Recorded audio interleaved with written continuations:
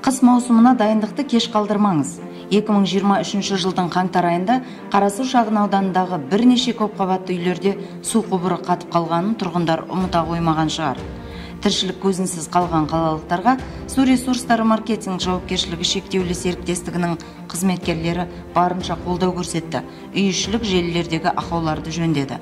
Күндіз-түні апатты ретке келтіру бригадалары тынымсыз жұмыс істеп, қажетті ресурстар жұмсалды.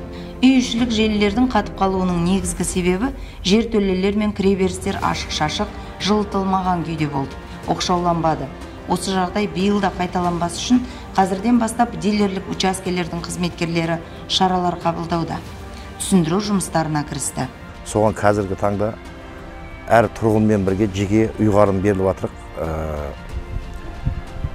Подвалдарыңызды қысқа дайындаңыздар деп, терезе қойыңыздар, есік қойыңыздар, лестничный площадкаларға қойыңыздар, подвалдағы лежак саяқтардың бәрін орап қысқа дайындық жасаңыздар деп, каждый нелерге беріп жатыр, абоненттің бәріне әрқайсысына бөлек-бөлек беріп жатыр өтінімдердің бәрін.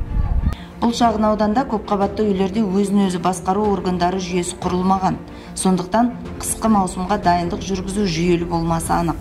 Су ресурстары маркетинг жауапкершілігі шектеулі серіктестігінің әкімшілігі қала тұрғындарынан дәл осы мәселені түбегейлі шешуге жауапкершілікпен қарауды сұранады.